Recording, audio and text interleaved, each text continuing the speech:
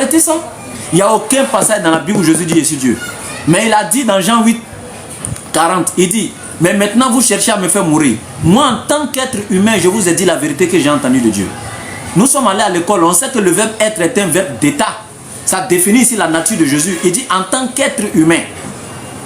Il définit son état humain. Ça c'est clair, limpide. Tu ne peux pas trouver un verset qui va contrebalancer ça là dans la Bible. Il n'a jamais dit je suis Dieu. Un être humain, descendant d'Adam. C'est pourquoi il s'appelle Ben Adam, le fils de l'homme.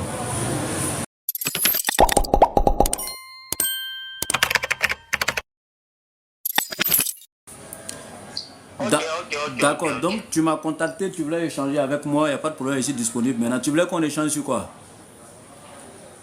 Sur Christ. Sur Christ. Oui, la nature du Christ. D'accord, donc je t'écoute alors. Donc comme c'est toi qui as proposé le thème, dis-moi, toi tu penses que Christ c'est quoi? Donne-moi un peu sa nature dans 2 minutes. Bon.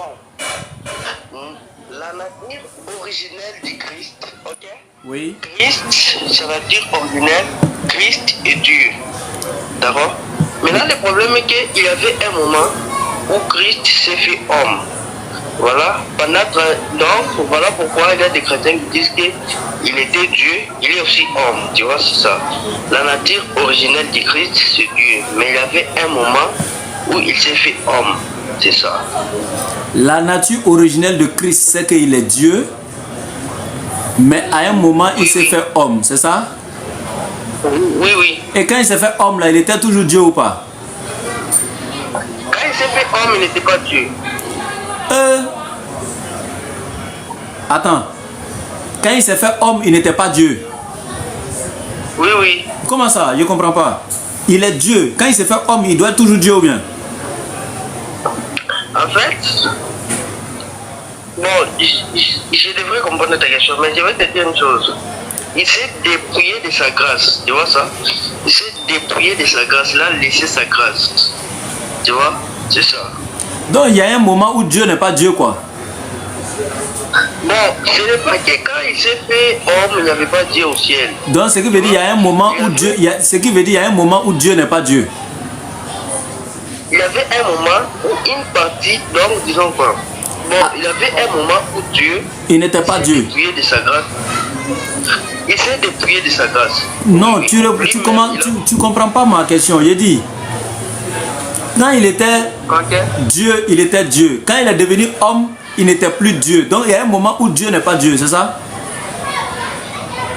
Ce n'est pas qu'il y a un moment donc Dieu n'est pas Dieu. Il y a eu un moment où Dieu n'était pas Dieu. C'est juste un court instant, donc un court instant comme ça. Ah, c'est un court instant où il n'était pas Dieu. Oui, oui. Mais ce n'est pas que personne n'était au ciel. Tu vois la puissance de Dieu et que Dieu a envoyé, comment je peux te dire, une partie de lui. Tu vois, une partie de lui que Dieu a envoyé sur terre. Les Trinitaires vont te dire que Dieu le Père a envoyé Dieu le Fils sur terre pendant un court instant. Maintenant, les unitaristes vont te dire que Dieu a envoyé donc disons une partie de lui sur terre. Et cette partie-là s'est dépouillée de sa grâce. Et cette partie-là, c'est ça Jésus, la parole que Dieu a envoyée sur terre. Donc si elle veut savoir son pouvoir, sa puissance là, quand il venait, il a laissé tout en haut là-bas. Oui, oui. Il a laissé dans la main de qui là-bas? Il a laissé la main dans la main de sa dimension spirituelle, qui est le Père. Qui est le Père? Oui, oui. Donc ils étaient deux là-bas. Bon, ce n'est pas qu'ils n'étaient pas Dieu. Bon, en quelque sorte, oui, oui. En quelque sorte, ils étaient deux là-bas. Oui, oui. Ah, maintenant il y a le plus petit, quand il venait, il a laissé son pouvoir au plus grand. En fait, c'est ça. Ce n'est pas qu'il y a plus petit que l'autre. Jésus s'est dépouillé de sa grâce, tu vois. Ce n'est pas qu'il a laissé son pouvoir au plus grand. Il a abandonné sa puissance, tu vois, pour venir sauver l'homme. Jésus s'est dépouillé de sa grâce, tu vois ça. C'est ça. Ouais. C'est écrit où? où Jésus s'est dépouillé de sa grâce. Où on dit c'est Dieu lui-même qui a laissé sa puissance au ciel et puis il est venu sur la terre. C'est écrit où? Philippiens chapitre 10 verset 5 à 9. Hein? Philippiens chapitre 10 verset 5 à 9. Folie.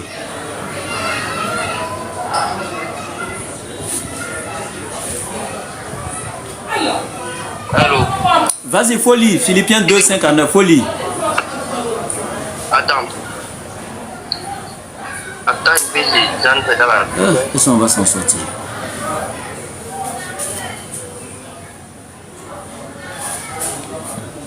Je me demande si on va s'en sortir un jour. Eh, c'est quoi encore? C'est quoi ça? Eh? Et en vous les sentiments qui étaient en Christ, lesquels existant en forme de Dieu, n'a point regardé comme une fois à arracher d'être égal avec Dieu, mais s'est dépouillé lui-même, se prenant une forme de serviteur, en devenant semblable aux hommes, ayant comparé comme un simple homme, s'est humilié lui-même, se rendant obéissant jusqu'à la mort de la croix. C'est pourquoi aussi Dieu l'a souverainement élevé et lui a donné le nom qui est au-dessus de tous les noms. Qui l'a élevé? Dieu. Dieu a élevé qui? Jésus. Non. Jésus était Dieu, non? Oui, oui. Donc Dieu a élevé qui? Dieu a élevé. Bon, laisse-moi maintenant t'expliquer. D'accord? Non, Jésus était Dieu, donc Dieu a élevé qui? Dieu a élevé Dieu. Et je vais t'expliquer ça. Dieu a élevé Dieu. Tu vois? Oui, et je peux te Maintenant Dieu là-haut. Parce que ce qu'on doit élever là, c'est ce qui est. C'est ce qui est en bas. Or Dieu là, il est déjà au-dessus de tout. Comment on peut élever ce qui est déjà au-dessus? Ok, je peux maintenant parler. Tu vois, Jésus là, quand il s'est humilié, il s'est fait homme. Tu vois ça? Quand il s'est fait homme, il était un homme comme toi et moi. Donc il était un homme avec chair, sang, tout ça. Il était comme toi et moi. Tu vois? Maintenant, à cette époque-là, donc, disons que le Père qu'il a laissé là, l'a souverainement élevé, tu vois. Il s'est encore, donc le Père l'a élevé. Pourquoi? Jésus s'est humilié et il a laissé son pouvoir, tu vois ça. Attends. Non, regarde, faut t'arrêter. Il y a Jésus, Okay. Il y a le pouvoir de Jésus et puis il y a le Père. Ça fait 3. Oui. Maintenant, donc le Père est différent de Jésus et son pouvoir, c'est ça? Le Père est différent de Jésus et son pouvoir. Comment ça? Tu dis Jésus est venu, il a laissé son pouvoir. Maintenant on dit, le Père l'a souverainement élevé. Donc le Père là, est-ce que c'est lui qui est Jésus? Bon, le Père n'est pas Jésus. Voilà. Donc maintenant le pouvoir de Jésus là, est-ce que c'est le Père? Quoi? Le pouvoir de Jésus là, est-ce que c'est le Père? Bon, le pouvoir de Jésus, naturellement, ce n'est pas le Père. Ah, maintenant il y a le Père, il y a Jésus, il y a son pouvoir. Les trois ne sont pas la même chose. Il y a Jésus, il y a le pouvoir de Jésus et puis il y a le Père. Maintenant si tu dis c'est Jésus et son pouvoir qui sont Dieu là, et le Père, lui, il est qui? Le Père est Dieu. Ah, est-ce que tu t'entends parler même? Comment tu fais?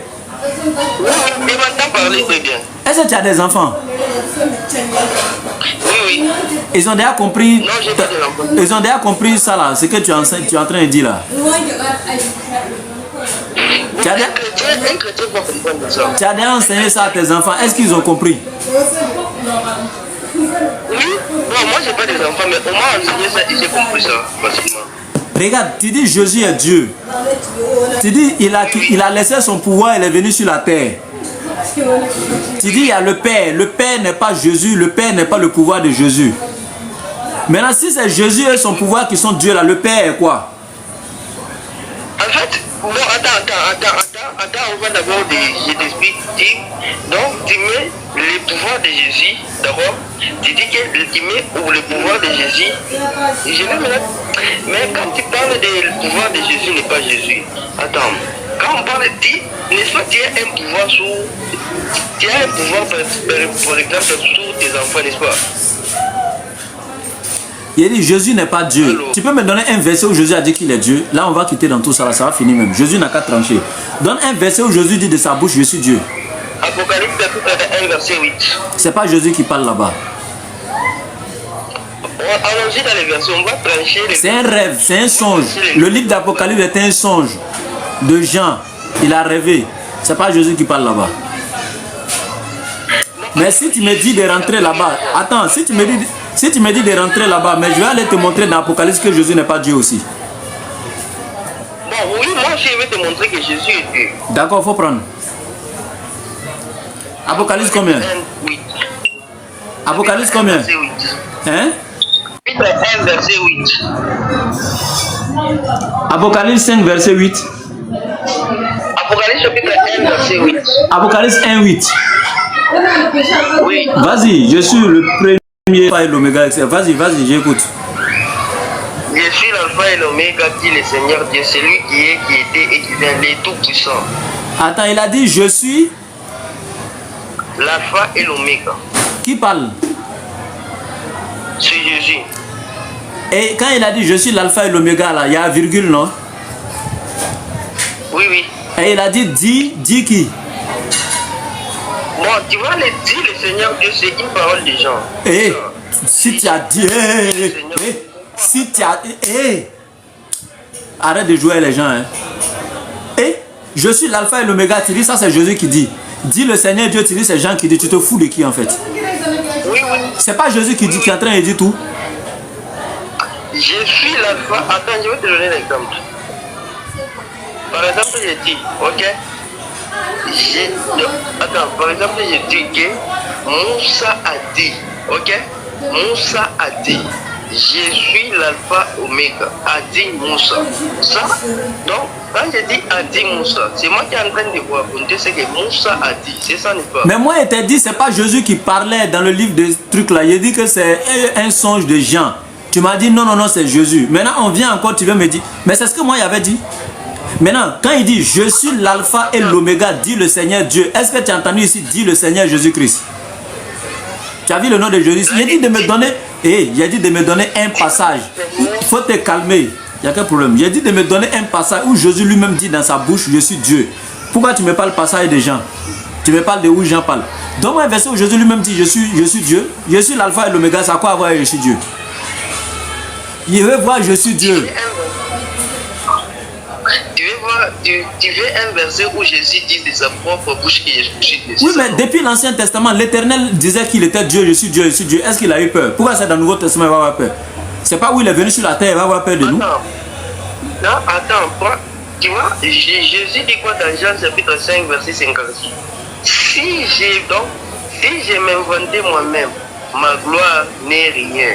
Tu vois, le problème avec Jésus cherchait que les hommes, d'abord, que les hommes découvrent qui il est. Jean chapitre 8, verset 56.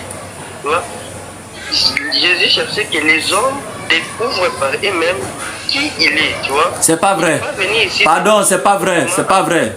Jésus n'est jamais venu pour ça. Il est venu faire connaître le véritable Dieu, celui qui a créé les cieux et la terre. Jésus n'est pas venu pour autre chose. Et je peux te donner ça, faut te calmer. Je peux te donner ça, faut prendre Jean chapitre 17. Jésus est clair. Jean chapitre 17 à partir du verset 6. Jean chapitre, faut te calmer, il n'y a qu'un problème. Quand tu parles, je t'écoute, faut te calmer. Dans Jean chapitre 17, verset 6, Jésus dit, j'ai fait connaître ton nom aux hommes que tu m'as donnés du milieu du monde. Ils étaient à toi, Dieu, et tu me les as donnés. Et ils ont gardé ta parole et non ma parole. Jésus ne parlait pas de lui-même, il parlait de Dieu ici. Il dit à Dieu, j'ai fait connaître ton nom. Donc Jésus n'était pas venu se faire connaître lui-même, il était venu faire connaître le nom de Dieu. C'est pourquoi au verset 3 de même Jean chapitre 17, il a dit, oh la vie éternelle. C'est-à-dire pour que les gens puissent avoir la vie éternelle, c'est qu'ils te connaissent toi. Il n'a pas dit moi Jésus, mais il parlait de Dieu. C'est qu'ils te connaissent toi, le seul vrai Dieu, et celui que tu as envoyé, Jésus-Christ.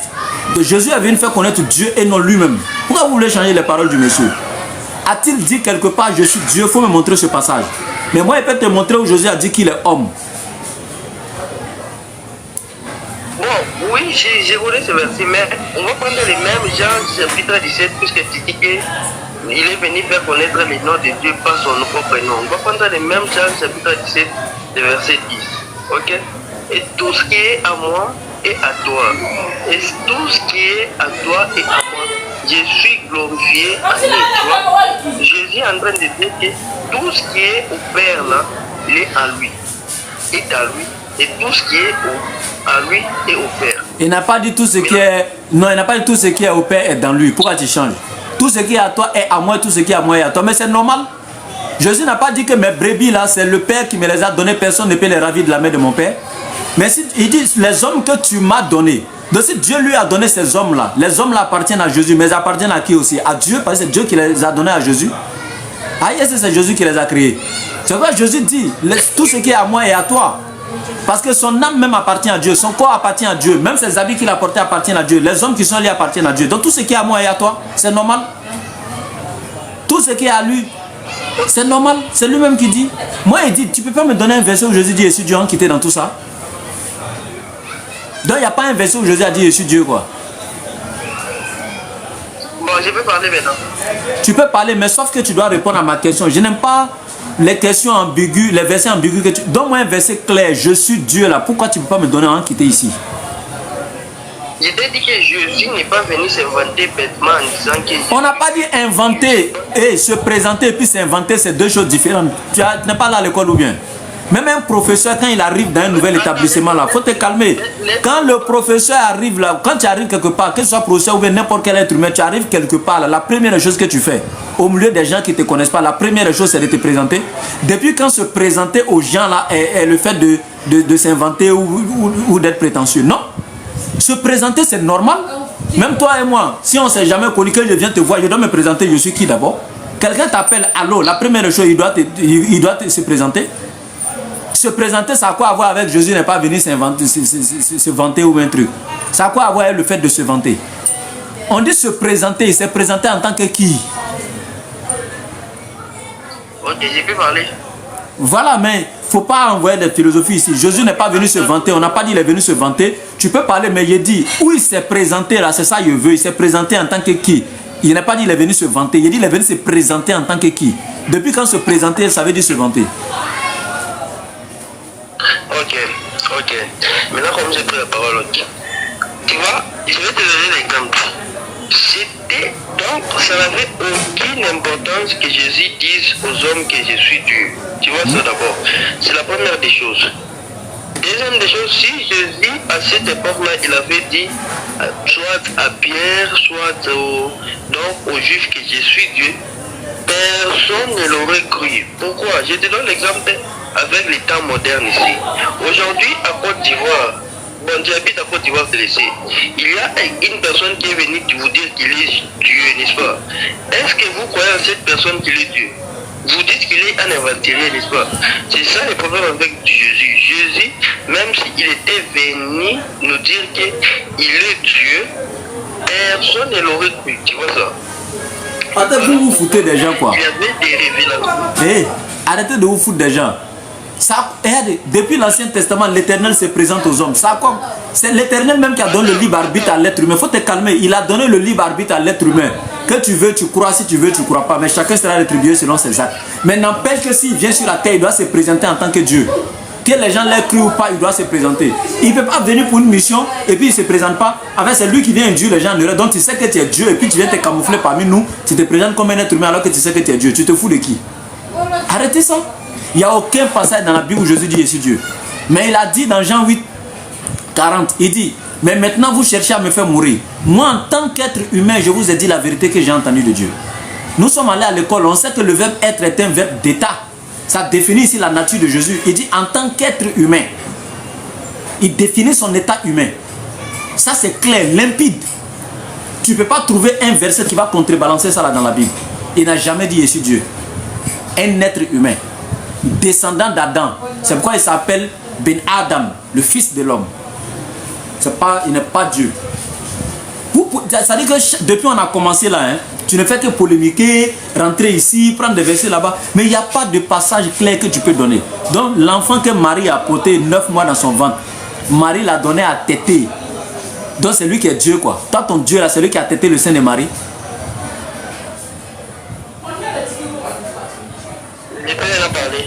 Faut parler. Si c'est ton Dieu qui a têté le sein de Marie, il faut me dire. Attends.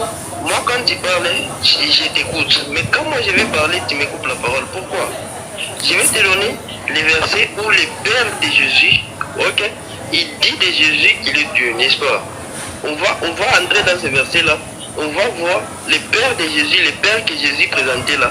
Il dit de Jésus qu'il est Dieu dans Hébreux chapitre 1, verset 8. Je ne vais pas te couper. Hein. Je ne vais pas te couper. Hein. Ok. Mais je veux une seule chose. Ce qui fait qu'il te coupe souvent là. Parce que quand moi je pose une question, il faut te calmer. Il n'y a pas te couper. Hein. Mais je vais préciser quelque chose. Quand je te pose une question, tu laisses ma question pour aller parler de autre chose. C'est ce qui fait qu'il te coupe. Moi j'ai dit, où Jésus lui-même dans sa bouche a dit clairement, je suis Dieu.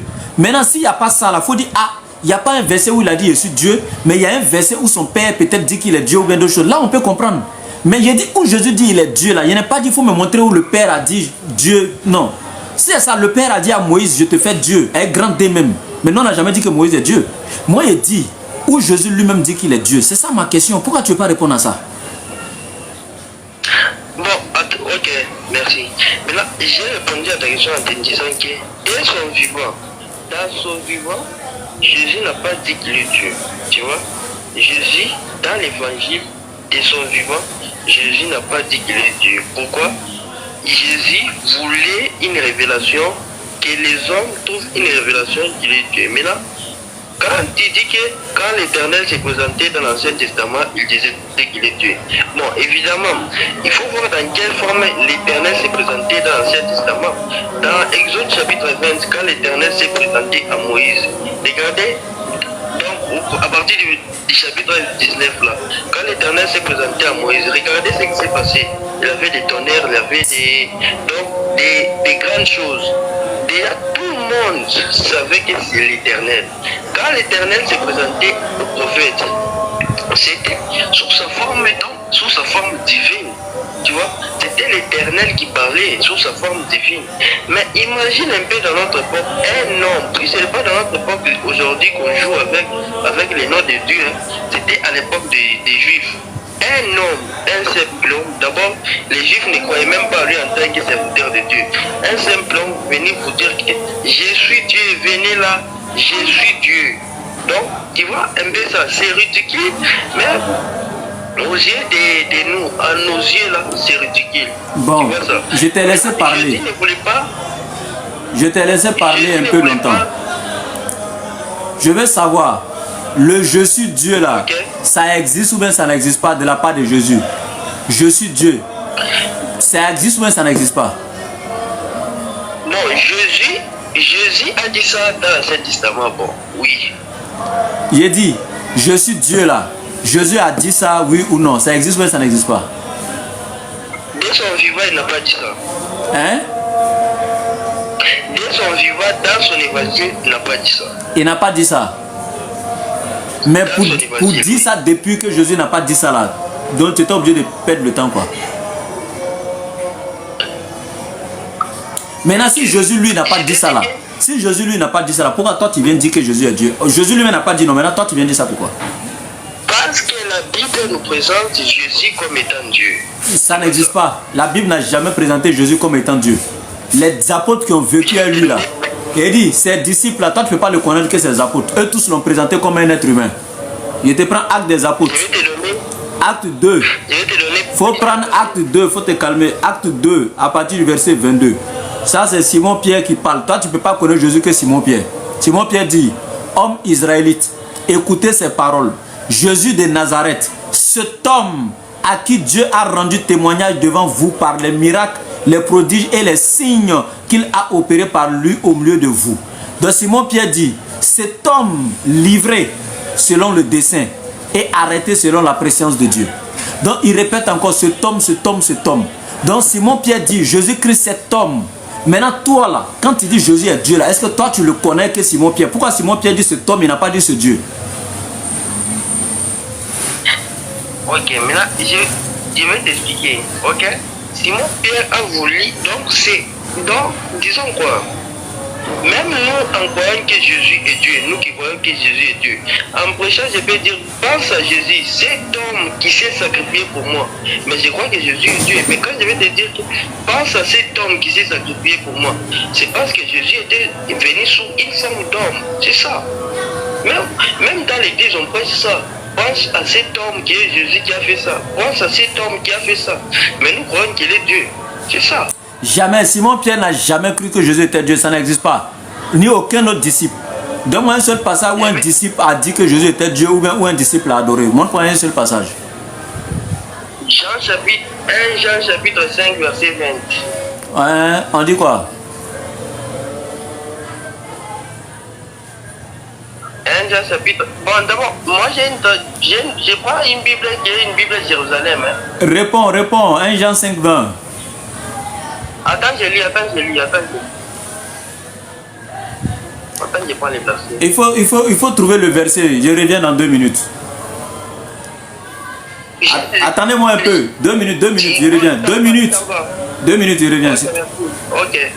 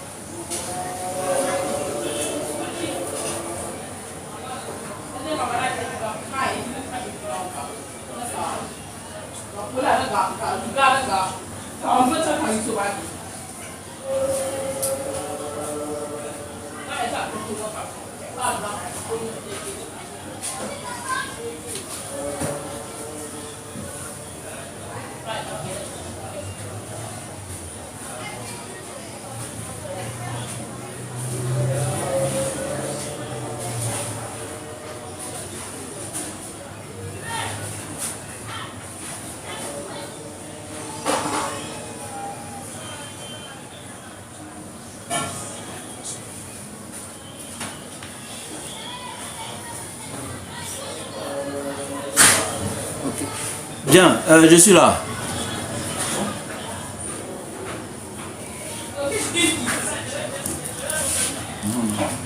Oui, je suis là.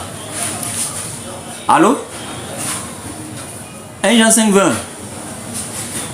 Il est où? Aïe. Il est parti où? Attends, il va le rappeler. On va partir, hein?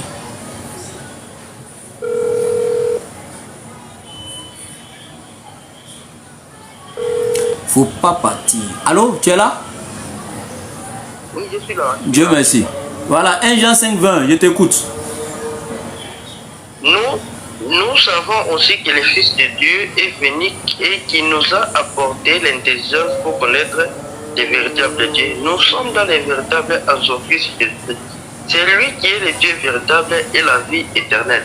Petit enfant, gardez-vous des idoles. Qui parle?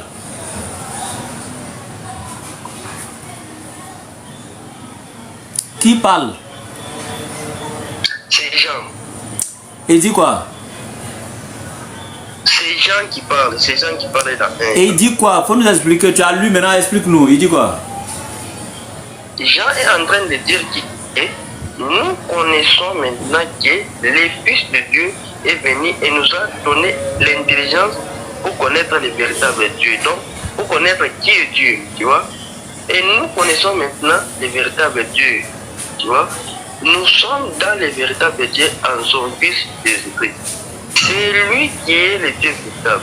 J'aime même d'autres traductions comme la traduction Sainte Bible. Là, c'est écrit même que c'est Fils même qui est le Dieu véritable, tu vois. Ça, c'est Jean qui écrit ça. Maintenant, toi, tu viens de dire qu'aucun des disciples n'a dit que Jésus n'était Dieu. Aucun disciple, je répète, hein, aucun disciple n'a dit que Jésus est Dieu. Toi, il faut expliquer, puis moi, j'ai expliqué. Ça, c'est selon toi. Ok. Explique. Ok, donc je peux expliquer maintenant? Ouais, vas-y. D'accord. Affaire de 1 Jean 5, 20, là, tout va finir aujourd'hui. On dit, nous savons aussi que le Fils de Dieu est venu. Qui est venu? C'est Dieu ou bien c'est son Fils? C'est le Fils de Dieu. Et je vais t'expliquer c'est quoi le Fils de Dieu. C'est Dieu ou bien c'est son Fils? Je vais t'expliquer c'est quoi le Fils de Dieu. Ça ne me regarde pas. C'est Dieu ou bien c'est son Fils qui est venu? Le Fils de Dieu. Ok, donc c'est le Fils de Dieu qui est venu. Attends. Mon frère, pourquoi tu fais ça? Est-ce que le Fils là c'est le Père? Est-ce que le Fils est le Père? Ok, maintenant je vais parler. Est-ce que le Fils est le Père? Les Fils, en fait, les Fils et les Pères, oui. Est-ce que le Fils est le Père? Oui, mais donne-moi 2 minutes. C'est pas la peine.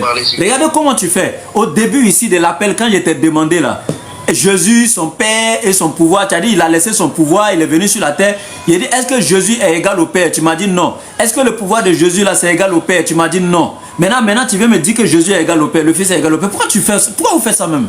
On n'est même pas encore quitté ici. Tu viens me dire encore que le Père et le Fils sont la même chose. Déjà le Fils lui-même te dit dans Jean chapitre 14 verset 28, le Père est plus grand que moi. Toi, ça a pris 1 Jean 5, 20. Je ne suis même pas encore rentré dans le verset. Hein. On dit, nous savons que le Fils de Dieu est venu. Je te demande, on dit qui est venu? C'est Dieu ou bien c'est son Fils? C'est-à-dire que tu as déjà vu même jusqu'à tu veux, pour maintenant fuir là, tu veux mentir encore. Que le Fils, excuse-moi du terme, pour pouvoir fuir là, tu me dis que non, Jésus est la même chose que le Père. Alors qu'au début, tu m'as dit que Jésus est différent du Père. Pourquoi tu fais ça?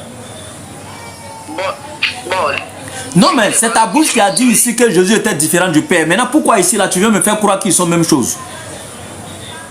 Bon, je peux parler maintenant. Tu ne peux pas parler, c'est moi, il y a la parole. Tu ne peux que juste répondre à ma question. Tu nous as dit ici que Jésus est différent du Père. Maintenant, pourquoi maintenant tu veux me dire qu'ils sont la même chose? Attends, je n'ai pas en aucun sens de répondre à ta question.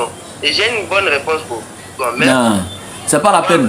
Le verset 1 Jean 5, 20, laisse-moi démonter d'abord. Laisse-moi démonter d'abord. Tu as fini d'expliquer, laisse-moi parler.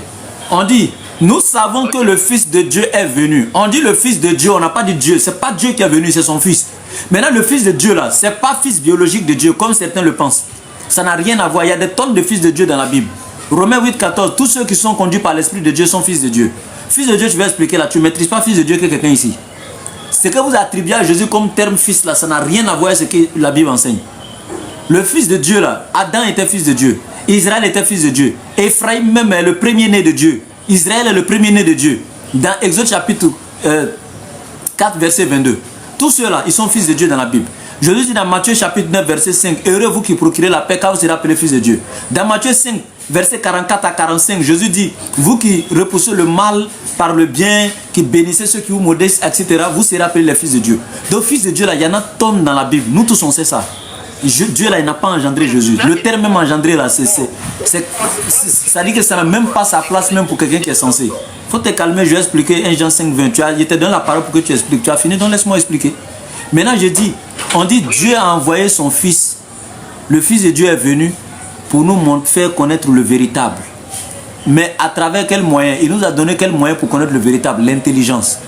Donc le Fils de Dieu est venu nous a donné l'intelligence pour connaître le véritable. Ce qui veut dire, si tu es intelligent, wallah, tu dois connaître le véritable Dieu. Celui qui n'a pas connu Dieu et puis qui substitue Dieu à un être humain n'est pas intelligent. Et dit, il nous a donné l'intelligence pour connaître le véritable Dieu. Et nous sommes dans le véritable à travers son Fils. C'est un français qui est aussi simple que ça qu'on ne peut pas comprendre. Nous sommes dans le véritable qui est le Père à travers son Fils. Et puis, son Fils là, on met Jésus-Christ, point. Jésus-Christ là, ils ont mis point. Pourquoi vous parlez comme si c'était une virgule et puis la suite? Si on avait dit, nous sommes dans le véritable à travers son Fils Jésus, virgule, c'est lui, on allait dire c'est Jésus qui est le Fils, qui est le Père, ou bien le véritable. Mais on dit, nous sommes dans le véritable à travers son Fils, point. C'est lui le Dieu véritable, là, ça ne peut plus être Jésus. Jésus est allé nous présenter qui? le véritable, le Père. Le Fils est venu nous présenter le véritable. Nous sommes dans le véritable à travers le Fils. Point. C'est lui le véritable. Donc celui qui est le véritable, c'est celui que le Fils est venu présenter, donc le Père. Vous changez pourquoi? Quand il dit, tu as des traductions où on dit c'est Jésus-Christ qui est le véritable. Moi aussi, il y a des traductions du monde nouveau où on dit c'est là le véritable Dieu. On n'a pas dit c'est lui, c'est même pas Jésus. Arrêtez ça. Pourquoi vous faites ça?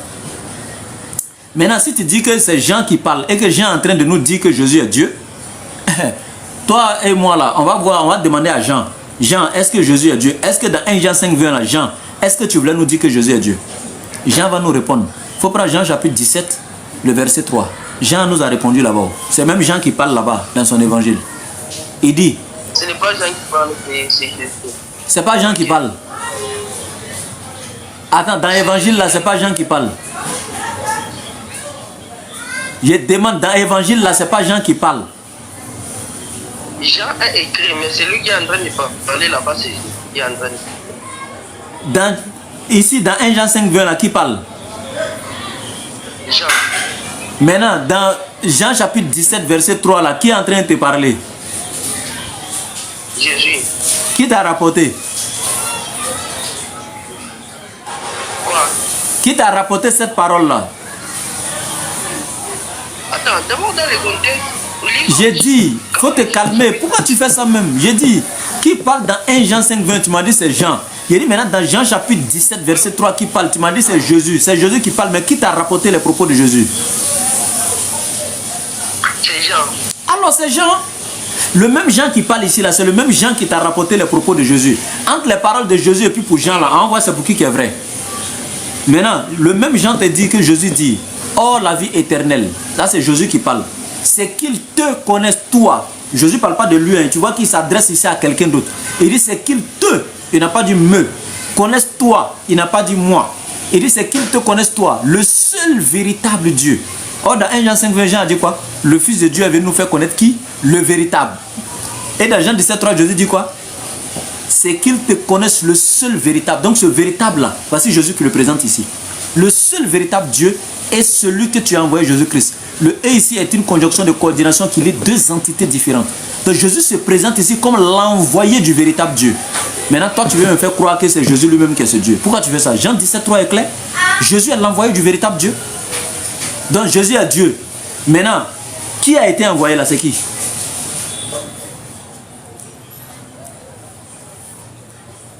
Ok, je peux parler. Faut parler, je t'écoute. Qui a été envoyé là? Bon, avant d'abord, je commence à parler. Quand toi tu parles, j'étais bien et bien écouté sans rien dire quelque chose. Donc, quand je vais parler, je ne vais même pas prendre beaucoup de minutes. Donc, écoute-moi aussi s'il te plaît. Ok. Quand tu as dit que non, Jésus est l'envoyé de Dieu. Moi, je te donne un verset. Dans Zacharie chapitre 2, verset 11, l'Éternel s'est présenté comme qui devant les prophètes. Zacharie chapitre 2, verset 10 à 11. Poussez les cris d'allégresse et réjouis-toi, fils de Sinon, car voici j'habiterai au milieu de toi, dit l'Éternel. Beaucoup de nations s'achèveront à l'Éternel ces jours-là. Je viendrai, mon peuple, j'habiterai au milieu de toi. Et tu sauras que l'Éternel, le Dieu des armées, m'a envoyé vers toi. Là, c'est Dieu qui s'est présenté comme envoyé de Dieu. Et j'ai encore un autre verset où Dieu se présente comme étant envoyé de Dieu. J'ai au moins un autre verset qui dit ça.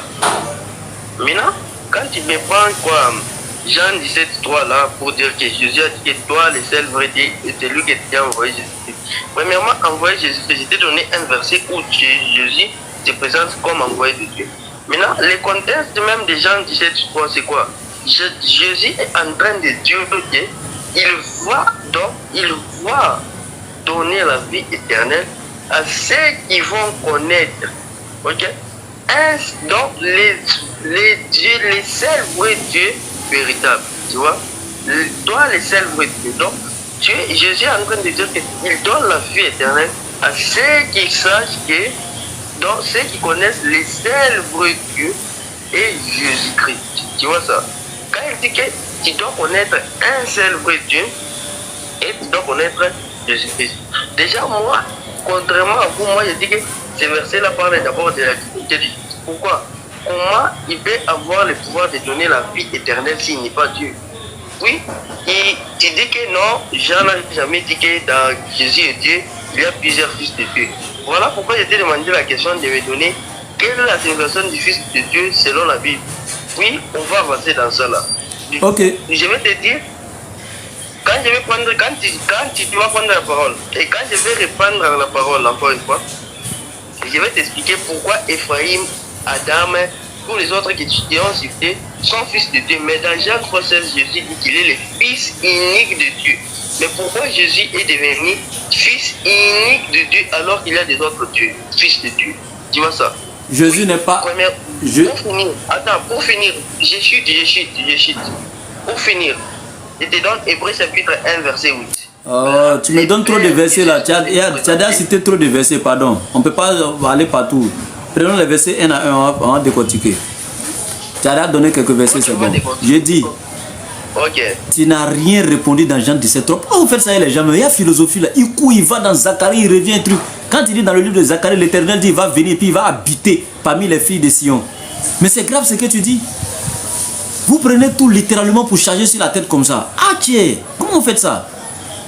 Mais regardez Acte 17, 24. Dieu te répond. Le Dieu qui a fait le monde et tout ce qui s'y trouve, étant le Seigneur du ciel et de la terre, n'habite point dans des temples faits de mains d'hommes.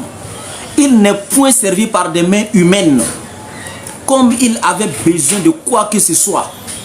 Aïe, c'est Dieu qui parle comme s'il avait besoin de quoi que ce soit.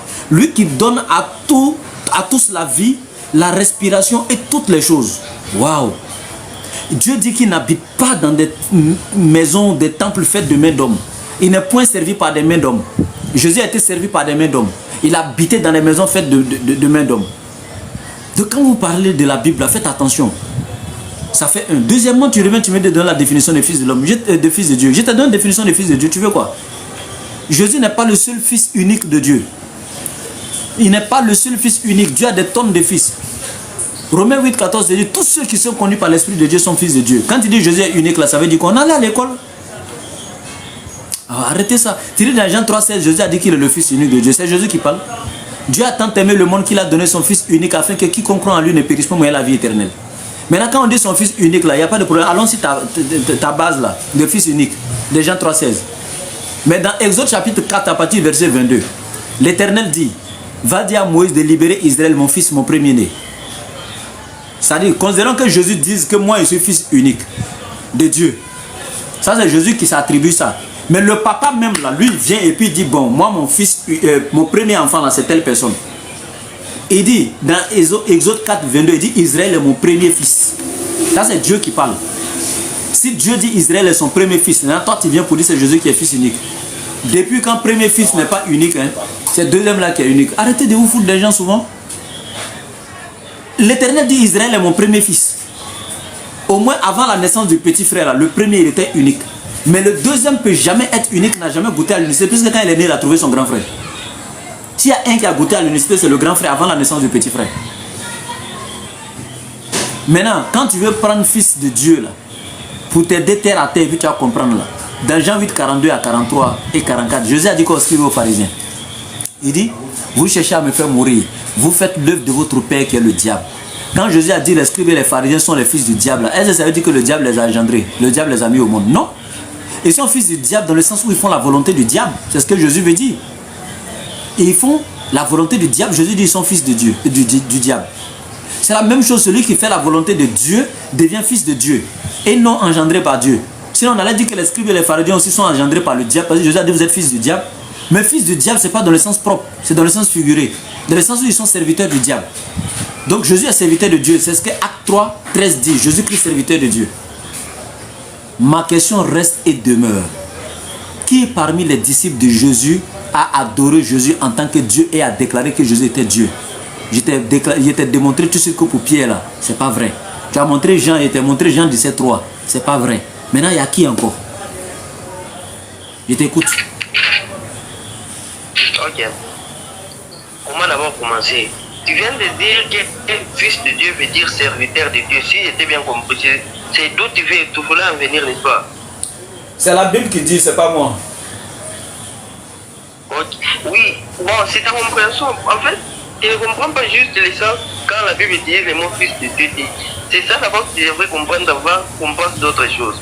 Et pour le chapitre 1, verset 1 à 2. Après avoir autrefois repris à plusieurs manières et à nos pères par des prophètes, Dieu, dans ces derniers temps, nous a parlé par les fils qu'il a établi héritiers de toutes choses. Écoute, là, on nous dit que Dieu a parlé ces derniers temps par des prophètes. Maintenant,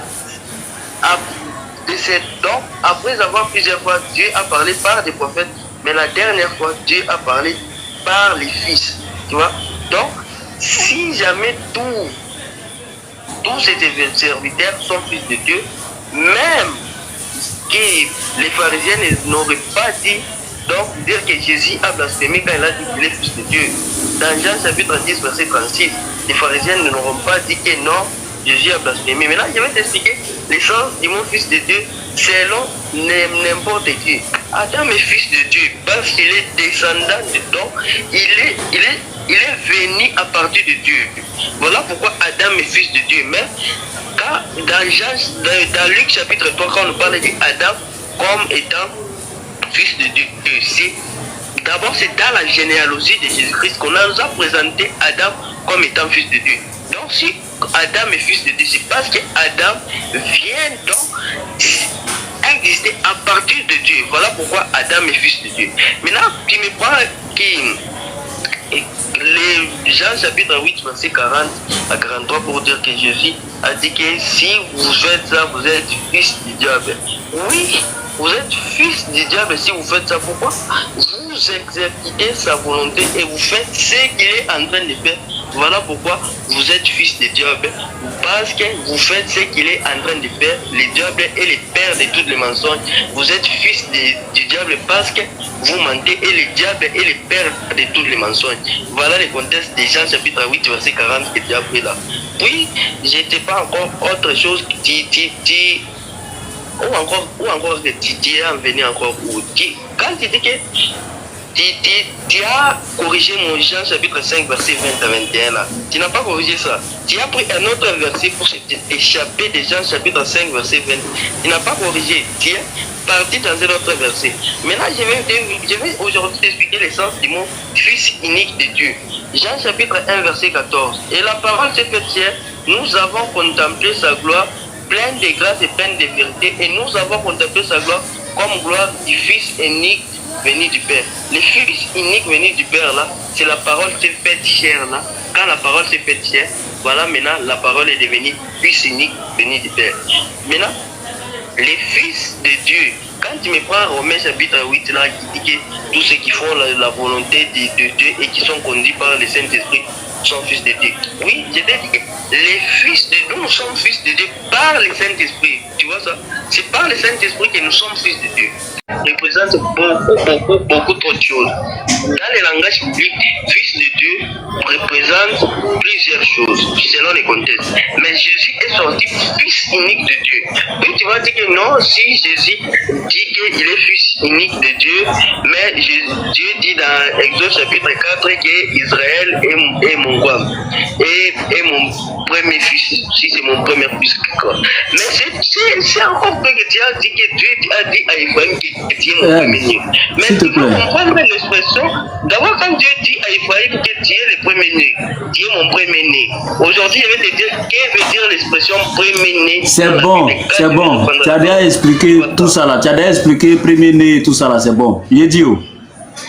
Toi, tu as reconnu que Adam est fils de Dieu. C'est fini. Ça me plaît. Donc, Jésus n'est plus unique. Si Adam est aussi fils de Dieu, là, Jésus n'est plus unique. C'est fini. Faut rien dire. Je me demande si tu t'entends parler même.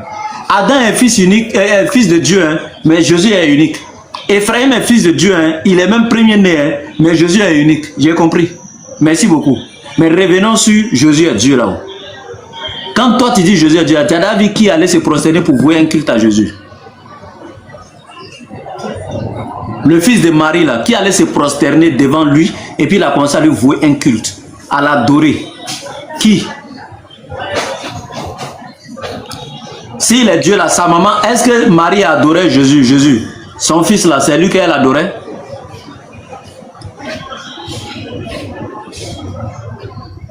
Réponds à ma question.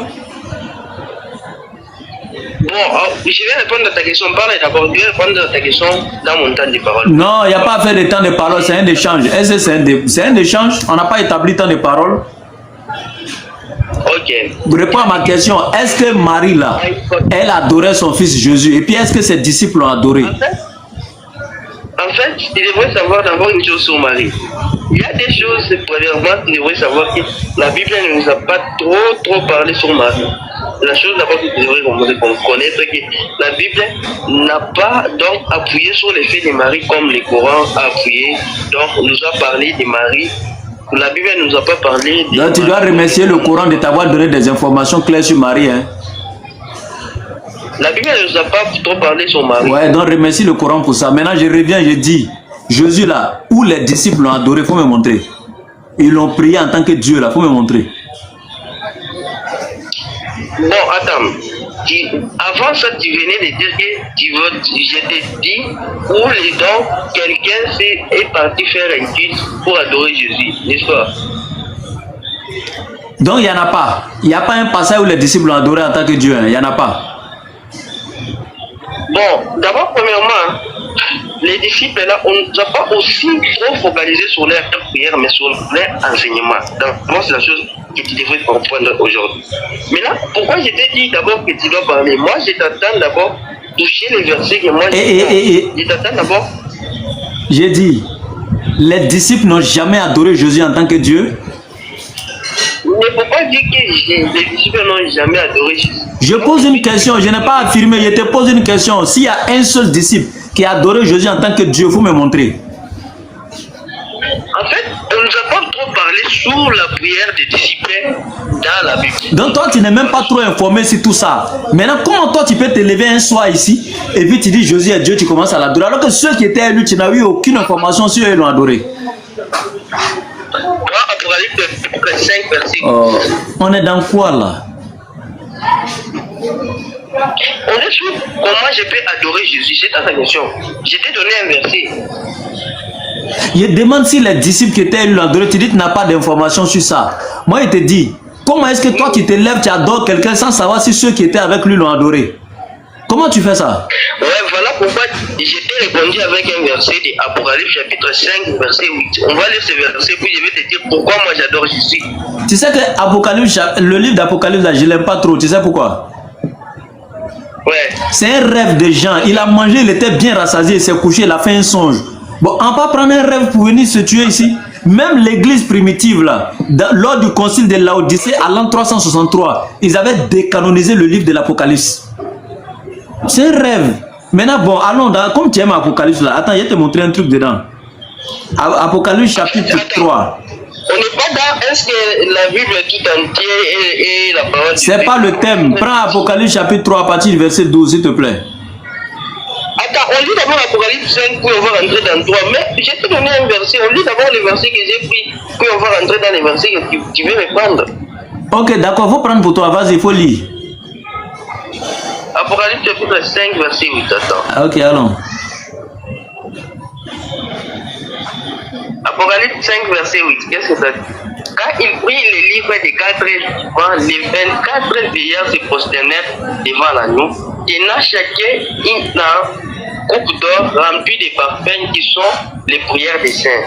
Et chantant un cantique nouveau en disant, tu es digne de prendre les livres d'en ouvrir, car tu as été immolé, tu as rajouté pour Dieu pour ton sang des hommes de toute tribu, de toute nation et de tout peuple.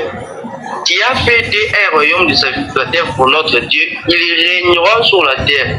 J'entendis la voix de beaucoup de gens au trône des êtres vivants, les veillards. Attends, laisse-moi finir la lecture s'il te plaît. Leur nombre était des milliards, des milliards, des milliers, des milliards. Ils disaient d'une voix forte, l'agneau qui a été immolé est digne de recevoir la puissance, la richesse, la sagesse, la force, l'honneur, la gloire, la louange. Et toutes créatures qui sont dans les cieux et sur la terre, et sur la mer et tout ce qui s'y trouvait, je les entendis disant à celui qui était assis sur le trône et à l'agneau, soit la louange, l'honneur, la gloire, la force au siècle des siècles. Et les 4 vivants disaient Amen, Amen. Ils se prosternèrent et adoraient. Dans ce verset-là, les anges sont en train d'adorer la nuit. Oh, pardon. Ça là, c'est une révélation, c'est un son, c'est pas quelque chose qui est arrivé réellement. Pourquoi tu fais ça? On parle d'Apocalypse. Tu connais la définition d'Apocalypse, ça veut dire quoi? Le mot Apocalypse en français. C'est ce que je te dis là, c'est pas que c'est déjà fait, c'est arrivé, c'est quelque chose qui est arrivé, ils ont adoré. C'est un livre qui est codifié, on te parle des animaux, des trucs, des mondes, des yeux, des cornes, des choses. Faut te calmer. Si on va dans ce sens-là, le mot adorer, adorer que tu vois là, même à la naissance de Jésus, les mages qui étaient là, et les bergers, on dit, ils se sont prosternés, ils l'ont adoré. Prends la tradition de la Bible d'Arby. Darby va te dire clairement, le mot adorer, s'il ne veut pas dire lui rendre un culte, hein, lui vouer un culte. Hein. Adorer veut dire tout simplement, ils lui ont rendu hommage. Et le mot adorer est un mot polysémique. Je peux dire à ma femme, ma chérie, je t'adore. Est-ce que je suis en train de vouer un culte à ma femme? Non. Adorer, rendre hommage, aimer, chérir quelque chose. Mais ce n'est pas dans le contexte d'adorer. C'est pourquoi le théologien Darby, quand il traduit la Bible, à la place d'adorer, il met rendre hommage pour vous faciliter la compréhension. Maintenant, moi, je te dis, dans Apocalypse chapitre 3, au lieu de lire tout un texte, un chapitre complet, regarde Apocalypse chapitre 3, versets 5 et 12. 2 versets seulement. Apocalypse chapitre 3, verset 5. Celui qui vaincra sera revêtu ainsi de vêtements blancs. Je n'effacerai point son nom du livre de vie et je confesserai son nom devant mon Père et devant ses anges. Ça, c'est Jésus qui parle. Au verset 12. Celui qui vaincra, je ferai de lui une colonne dans le temple de mon Dieu. Écoute, hein, Jésus va répéter mon Dieu. La première fois, 1. Dans le temple de mon Dieu, 1. Il n'en sortira plus. J'écrirai sur lui le nom de mon Dieu. Ça fait 2 fois. Il faut continuer à compter. Et le nom de la ville de mon Dieu. Ça fait combien? 3 fois. Et le nom de la ville de Jérusalem qui descend du ciel d'auprès de mon Dieu. Ça fait combien? 5 fois. Jésus dit ici mon Dieu, mon Dieu, mon Dieu. 5 fois il a son Dieu. Maintenant, toi, tu as quel problème? Tu dis Jésus lui-même il est Dieu. Le monsieur dit lui il a son Dieu. Toi, tu dis il est Dieu. Pourquoi tu fais ça? Bon, c'est grave. Hein? Je crois que on a trop duré, non? Je vais me reposer parce que j'ai une émission, le voyage spirituel de l'internaute à partir de 21h. Encore, de suite là à 21h. Et je vais beaucoup parler là-bas, au moins 1h30 minutes. Donc, je pense que j'ai pu faire l'effort pour t'accorder du temps. Mais prochainement, on pourra continuer l'échange, ça sera très bien, Inch'Allah. C'est bon? Ok, donc, on pourra voir prochainement les temps, quel jour ou quelle heure. On va se voir en inbox pour parler de ça, on verra. Ça peut être même demain, mais on va parler de ça en inbox. Bon, merci pour l'échange. Merci pour l'échange. Merci. Le frère Faïzan, je ne sais pas. Le frère, salam alaikum. Ou bien bonsoir, je ne sais pas. Tu es chrétien ou musulman? Salam. Tu es musulman? Oui, je suis musulman. Ok, alhamdoulilah. Ça va bien? Oui, ça va, par la grâce de Dieu. J'ai tellement parlé. Depuis 14h, j'avais reçu des chrétiens au bureau de la DDA ici. J'ai échangé jusqu'à 18h avec eux. Et dès qu'ils sont partis, j'ai appelé celui-là, bon, jusqu'à maintenant. Ça fait près de 4-5 heures de temps que j'échange, je suis un peu fatigué. Et j'ai eu une émission à faire de suite là, à 21h avec Oustaz Diané. On a fait l'émission ensemble, le voyage spirituel de l'internaute à 21h. Donc, je voulais juste... Parce que nous, on vous suit aussi depuis longtemps. Il faut d'accord avec Oustaz Diané de s'abonner à vous. Exactement. Vous tous, c'est pour ça que je cherchais. Aujourd'hui, Dieu merci, je suis tombé dessus. Alhamdoulilah. J'ai essayé de m'abonner à toi. Parce que moi, précisément, c'est ce que je suis seulement. Quand je quitte au boulot, je viens, je vous suis tout le temps, voilà, pour que la foi puisse être bien assise. Exactement. Des connaissances encore. Alhamdoulilah. Donc, je vous remercie. Bonne continuation. Et vraiment que Dieu vous protège. Oui. Salut Ismaël Aka de ma part. Inch'Allah. Je l'ai passé à ma femme pour m'amener. Ok. Alhamdoulilah, je l'ai passé le salam. Merci beaucoup. Inch'Allah. Salam alaikum. À tout à l'heure, à 21h. Hein? Ouais, à 21h de suite, on commence. Pour ça, Diane et moi ensemble.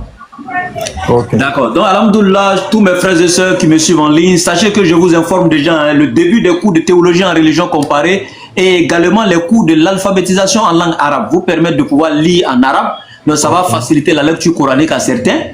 Donc on va vous initier dans l'alphabétisation arabe, dans la lecture arabe. Et également les cours de théologie en religion comparée. Pour tous ceux qui me suivent, je vous donne l'information. Les cours commenceront le samedi 5 avril. Donc juste après le mois de Ramadan, il reste un mois, quelques jours. Donc le samedi 5 avril, les cours de théologie commenceront. Et le samedi 12 avril, les cours de l'alphabétisation arabe. Les cours se feront en présentiel à travers une application. Donc on va faire ça en appel vidéo. Et Inch'Allah, bon, pour tous ceux qui sont intéressés, sachez que les cours sont bien structurés. Hein. C'est une école en ligne que j'ai créée, qui est le CETEL, le Centre d'études de théologie en ligne.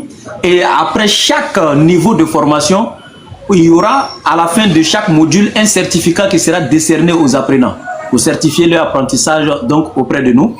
Et tous ceux qui sont intéressés, vous pouvez contacter le plus 225, le 07 97 08 14 17. Je répète, le plus 225, le 07 97 08 14 17. C'est un numéro WhatsApp, comme ça on vous donne la fiche de renseignement donc de l'école virtuelle. Là, vous aurez toutes les informations sur la plateforme, l'inscription, comment ça se passe et tout. Vous aurez les informations, voilà.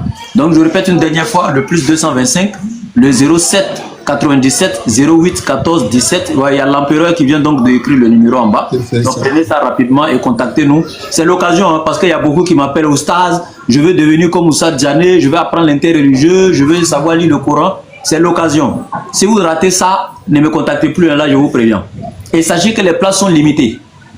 Voilà, on ne va pas prendre assez de personnes parce que ça sera en présentiel dans un logiciel, donc on peut pas prendre 100, 200 personnes, c'est impossible. C'est juste quelques personnes. Ce n'est pas la quantité qui m'importe, mais la qualité. Donc les premiers arrivants seront les mieux servis. Donc je suis là et c'est ça. Alhamdulillah. Qu'Allah facilite l'apprentissage à tous. Et voilà. Les gens prennent l'information, mais ils ne viennent pas. C'est à la dernière minute qu'ils vont commencer à courir pour venir. Je n'ai plus les prendre, hein. Ça je vous dis en même temps. Voilà. Merci beaucoup et à tout à l'heure à 21 h pour notre émission Le Voyage spirituel de l'internaute. Nous avons un invité, hein, un pasteur, donc ne ratez pas ça. Il y a un pasteur qui est notre invité d'honneur aujourd'hui dans notre émission. Un pasteur, je dis bien. Il vient poser des questions, il est prêt à devenir musulman si on arrive à répondre à ces questions. Donc aujourd'hui, on sera dans le laboratoire d'analyse des Écritures saintes avec ce pasteur.